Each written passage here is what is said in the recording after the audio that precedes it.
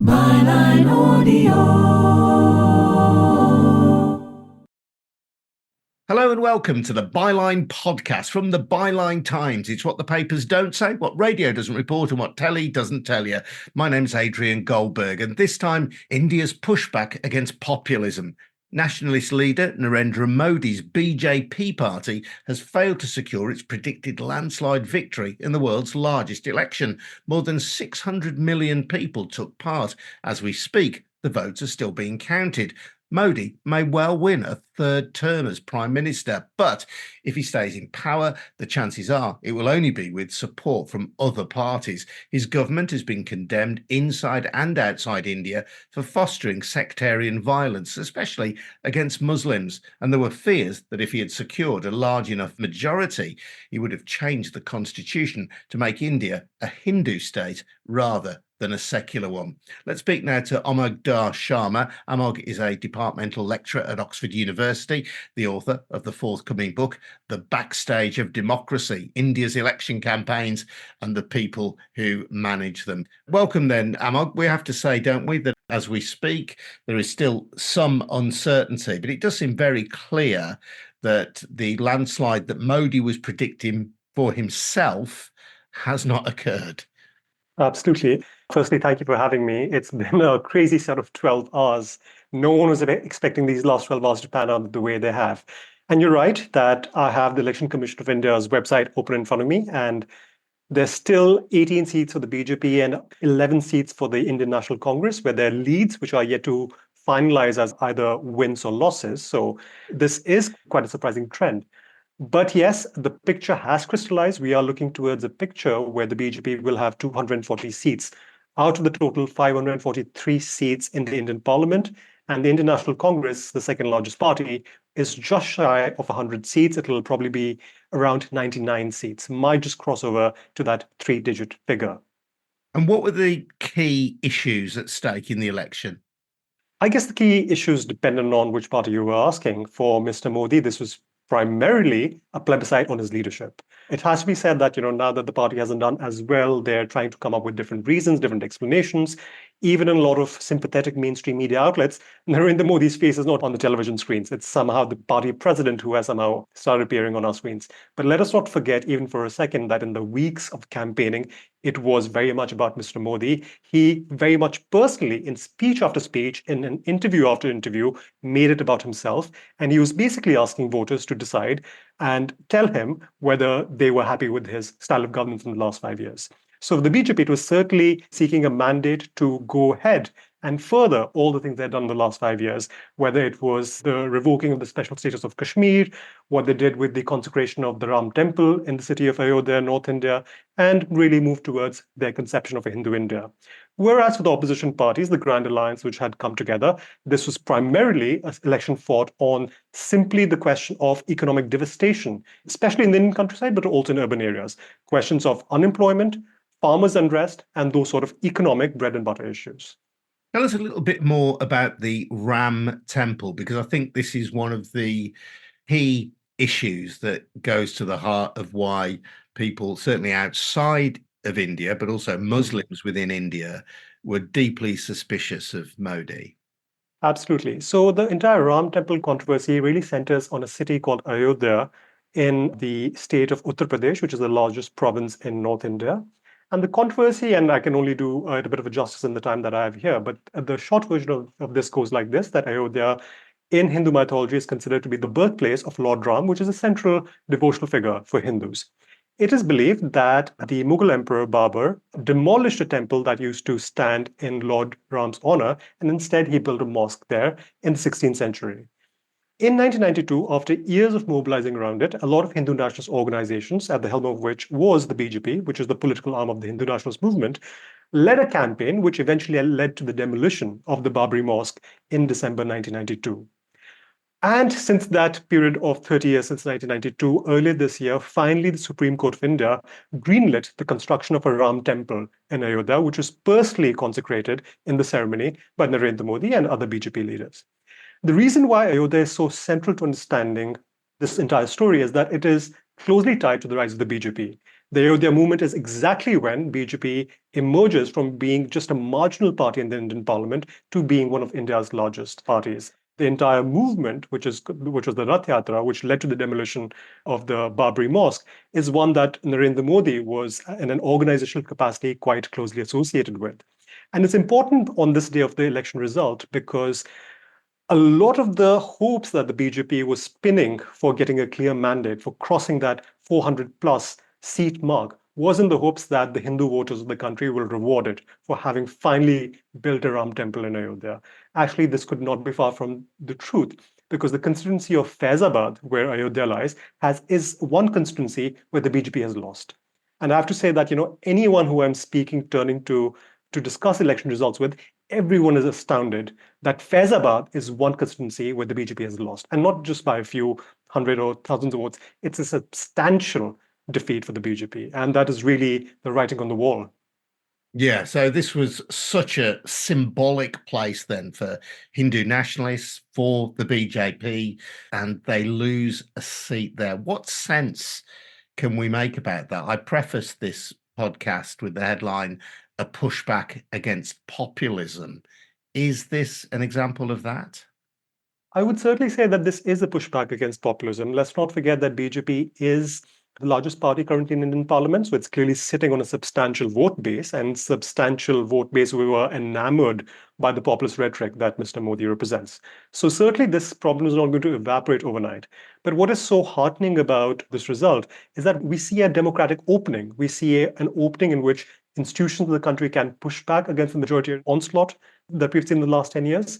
And we have seen finally the political rhetoric that has been championed by the opposition parties, which is certainly not populist in the same nature that Mr. Modi is.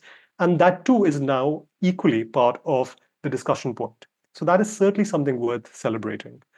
So I think what the next 5 years might look like is still anyone's guess, but I certainly think there's a lot of hope that a lot of people can take in today's verdict. In terms of the election process, certainly here in the UK, I got the sense that much of the media was pro-Modi, that Modi's message was amplified more than that of the rival Congress party and the coalition that it represented. Is that a fair reflection? Absolutely. In fact, I would go much further. I mean, the term that is really used for mainstream news media and these days is a Hindi term called Godi media, which I can best translate as lapdogs in some ways. Systematically, what we've seen is that corporate houses which are sympathetic to the BJP have taken over even those mainstream news outlets that in some ways provided some critical voice to the ruling disposition. And what we've seen is that, talking about TV news prominently, but this also extends to some forms of print media, but prominently TV news channels across the board in India have really shown themselves to be extremely craven and have really buckled down against the pressure that the Modi government placed on them. And in the days and weeks leading up to the campaigning process, to the result day, one really saw not even critical questions being asked of the Prime Minister whenever he gave a media interview. That really showed you the depths to which they had completely surrendered the entire plank of being critical, of really being the fourth wall of democracy in this entire process. Clearly, Modi will end up as the leader of the party with the largest number of seats, and he will be in pole position to organize a potential coalition. So we can't get carried away with the sense that this is a defeat for him. But nevertheless, there has been a shift in India. How do we explain that? The reasons for this shift are manifold. And I think once we have a better sense of the data and we have a better sense of more granular analysis of what the numbers look like, we can perhaps say with more certainty. But I think there are a few reasons why this populism has sort of backfired. The first of which is that I think, as we just said, Mr. Modi tried to make the campaign all about himself. And there was a clear feeling of distrust and distress in different parts of the country, and people revolted against that. Even if Mr. Modi remains the most popular leader in the country, I think Indian voters are smart enough to realize that they don't want to give him too much power. So this is a mandate, one can interpret it in many ways, as a mandate for a strong opposition and not a mandate for a strong Mr. Modi coming in for a third term. The second reason I think, which again needs to be emphasized enough, is that there was a lot of dissatisfaction amongst BJP's grassroots workers because there were some instances in some provinces where BJP had bungled the entire candidate selection process. So, of course, a lot of grassroots workers weren't as enthusiastic to go out and campaign for the party. And finally, and I think this is an equally important reason, is that the whole rhetoric around getting 400 seats on their own that the BJP was fighting this election on the basis of, this actually spooked a lot of lower caste voters because what they felt was that should BJP come to power with 400 plus seats, the first thing that they would do would be to push radical changes in the Indian constitution. And let us remind ourselves, one of the key things that lower caste voters hold dearly, amongst many other things, is that there is a system of affirmative action, a reservation system that the Indian constitution allows for minorities such as the lower caste. And this is something that they did feel very strongly threatened by. And they did not want a 400 plus BJP coming back to power. We talked about the constitutional issue as well in the introduction, the fear that Muslims in particular had that India might become a dedicated Hindu state rather than a secular state. I've already heard one spokesperson for the BJP saying that those fears were exaggerated. Is it your assessment that that was a real risk for India, that it would stop being a secular state? It was a very strong fear. And I think BJP politicians are famously known for this sort of doublespeak. So I'm not surprised at all that they should try to deny it. Only need to look at Prime Minister Modi's campaign speeches. One doesn't even need to look at any other leader to know the kind of vile rhetoric that the BJP was putting out in one campaign speech after another. There were veiled allusions to Muslims breeding too much, of being infiltrators, of them coming after the assets and the marital sanctity of Hindu women. All sorts of veiled and sometimes not so veiled allusions were made throughout the campaign. So I certainly don't think this was an unfounded fear. When we look across the spectrum of nationalist leaders in the West, when you look at Viktor Orban in Hungary, when you look at Trump in the United States, when you look at Boris Johnson in the UK, do you think it is fair to bracket those people together and that it is fair for Modi to be bracketed with them? It's a broad question. I think with some things, yes. With other things, maybe not so much. I think one point of disagreement might be that his economic brand of governance is quite distinct. A lot of people initially saw him as the harbinger of some sort of free market economics to India, which he's shown he's really not cut out of that cloth. So his economic policy maybe certainly puts him at odds with a lot of these other leaders. But in the sense of his personality cult, the way he perhaps uses disinformation, his party uses disinformation to its advantage, the whole system of double speak, of veiled allusions, a lot of that certainly puts him in that club, yes. So we might speak in the UK of right-wing politicians being employed in dog whistle politics, saying one thing with a nudge and a wink to a particular part of the electorate. Absolutely. Modi's Absolutely. no stranger to that. He's perfected the technique, and I think maybe he's shown the way for a lot of other politicians. I saw one statistic that 1% of the Indian population owns 40% of the wealth. Is that a statistic that you recognize? And to that extent, is it fair to say that Modi has been governing for the rich, for billionaires? Absolutely. I mean, one thing I have to say, and I say this with my academic hat on, is that as a scholar of India, Indian politics, India's economy, what have you, we always had a substantial wealth of data to draw upon in our research. One thing that people feel across the board is that there's not even reliable data anymore, which was put out by the Indian government. The Indian census, which was due in 2021, hasn't taken place initially because of COVID, but then there's been an ongoing delay on that front. But also on simple macroeconomic indicators, we no longer have trustworthy data on consumer spending, on consumer sentiment. But where we do have data points, it is quite unambiguous that this is a government which has really benefited the top tier. And there has, of course, been welfare provisioning, targeted welfare provisioning towards the poor. And this is why Mr. Modi still does have appeal amongst the poor. Even I won't be delusional enough to deny that. So he has tried to balance the wealth seen in the top 1% and the top 5% with targeted welfare distribution. That has been really his strategy. But yes, the statistic that you just put out does not surprise me at all. In fact, I remember in the first phase of the campaigning process, I'm talking about mid-April, late April, one of the things that was really the sticking point in TV debates was the Congress manifesto promising redistribution of wealth. and some spokespersons, Indian National Congress, the opposition party, talking about redistribution of wealth. And that was seen as some sort of a ludicrous idea. The BJP made a lot of it.